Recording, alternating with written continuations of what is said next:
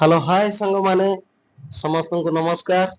आपण मान को आ गोटे वीडियो रे स्वागत। मु आज आसी बिल आड़ को बिल रे सार पका हबो, घास बछा हबो। चलंतु देखिबा। मु आज बिल रे आपण को संपूर्ण वीडियो देखेबी, चाष वीडियो। चलंतु देखिबा।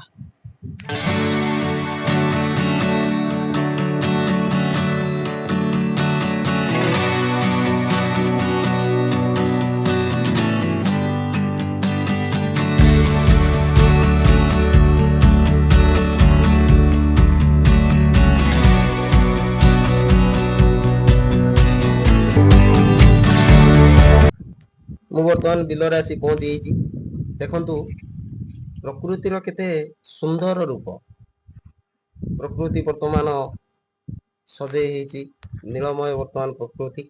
सेथि पई पूर्वर कवि लक्ष्मीकांत महापात्र लिखि जाइछन्ति, वंदे उत्कल जननी चारु हास्यमयी चारु भाष्यमयी जननी जननी जननी वंदे उत्कल जननी।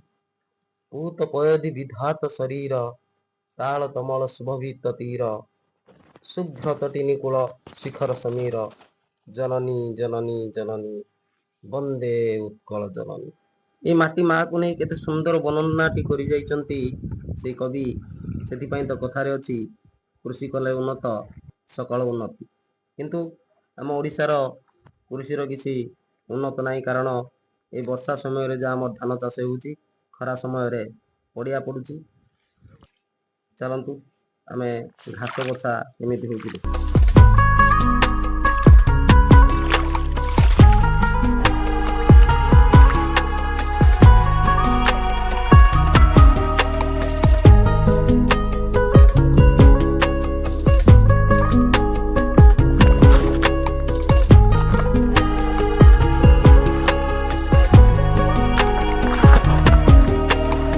घास देखो केते घास हेची भितरे।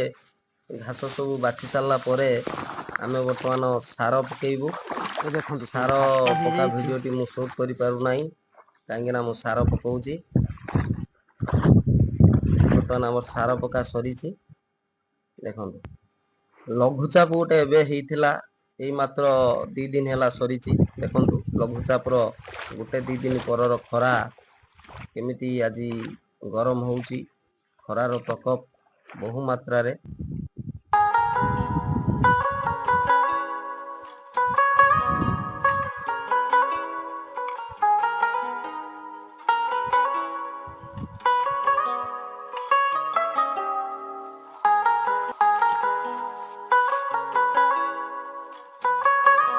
सार पका सरीची, घास बछा सरीची। चलंतु घर को जीवा।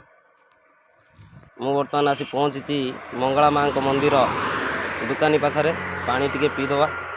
जदि वीडियोटी आपको भल लगी लाइक कमेंट शेयर करंतु एवं ए भली नुआ नुआ वीडियो देखिबा पई हमको सहयोग करंतु। आगो को ड्रोन कैमरा रे शूट हेबा। जय जय।